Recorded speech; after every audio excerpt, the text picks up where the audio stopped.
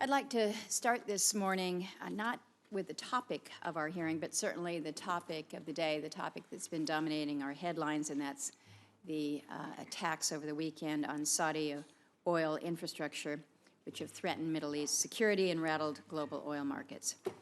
I certainly condemn these attacks. I think all of us do, and those that have perpetrated them. I've read the classified briefing that's available to all members.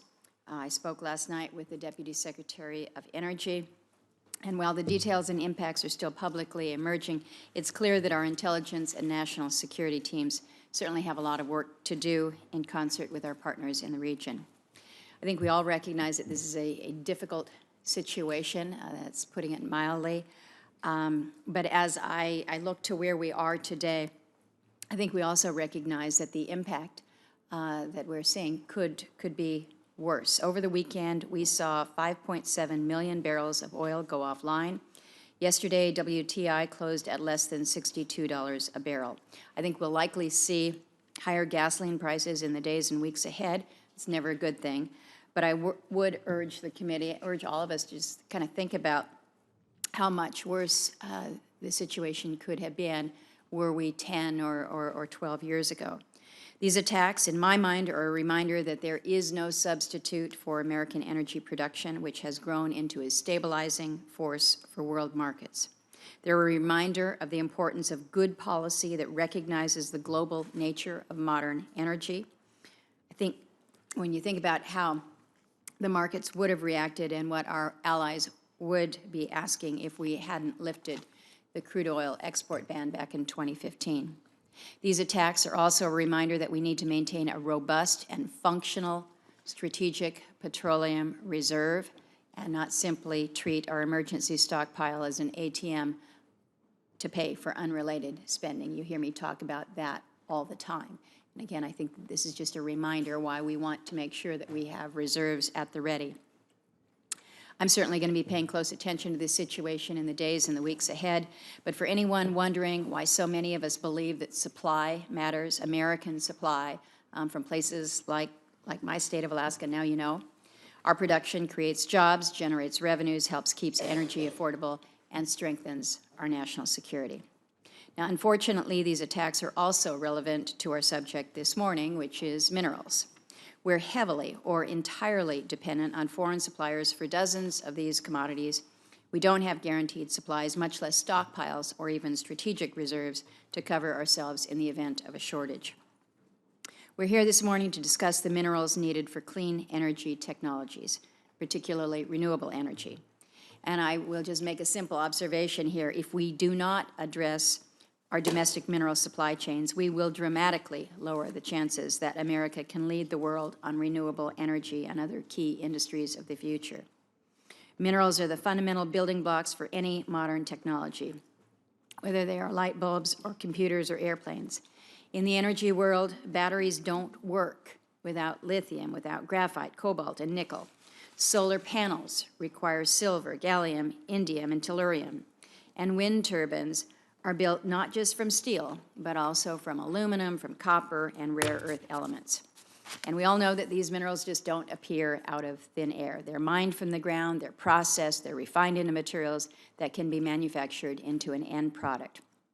You've heard me refer to the Immaculate Conception theory of energy, where many people think you can just flip a switch and the lights come on, or you pull up to a gas station and miraculously there's fuel there. But this is also applicable and equally wrong on the minerals side. Sometimes I think it's hard for people to acknowledge that the products that we rely so heavily on, whether it's your cell phone or otherwise, are built from things that come from the ground. Right now, the United States is falling further behind in the global race to control supply chains for new technologies. Allowing that to happen is a massive strategic mistake, impacting everything from our ability to create high-paying jobs to our national security and influence on the global stage. We're already behind the curve. We'll hear today how China is consolidating control of the entire supply chain for clean technologies, from raw minerals mined out of the ground to manufacturing solar panels and recycling batteries. Chinese companies are going into countries like the Congo, Chile, and Argentina, to control cobalt and lithium mines. They're even taking the small amounts of rare earths that are produced in California and then processing them in China. And then they export it back to the U.S. because we don't have the domestic capability to do it ourselves. I've been calling attention to this issue for almost a decade now. I feel like we're gaining some traction in these past couple years. I commend the administration for its attention to this issue, including its recent report with dozens of recommendations to increase America's mineral security. And yet, the fact remains that so many countries are doing a lot more. For example, Australia has also released a critical mineral strategy. Theirs is much more aggressive than ours. Countries like Canada are far more efficient in permitting than the U.S., giving them a distinct advantage in the global competition for investment dollars. The other piece of this discussion is the national and global push to transition our energy systems to renewable energy. And as we have those discussions, we need to take a holistic approach and keep in mind the increases in mineral demand that these technologies will inevitably lead to. This morning, I'm releasing a short report from the Congressional Research Service that summarizes 3 different analyses of the quantity of materials needed to meet various renewable and greenhouse gas emission goals. One comes from the World Bank, which forecasts that demand for certain minerals will increase by more than 1,000% under an aggressive scenario to limit warming. I think that the United States is certainly capable of being a leader in this area. We've got incredible high-grade mineral deposits. We have the highest labor and environmental standards in the world, but we have to find the political will to advance policies that will allow us to rebuild a robust domestic supply chain. I'm hopeful that by highlighting the direct link between minerals and clean energy technologies, we can gain additional support for our legislative efforts, which are designed to help us avoid future shortages and strengthen our manufacturers. So as we begin this morning, I'd like to thank our witnesses for joining us. I understand that most of you changed travel plans to be here, which we greatly appreciate as we focus on this critical issue this morning. So thank you for that. And I now turn to my ranking member, Senator Manchin.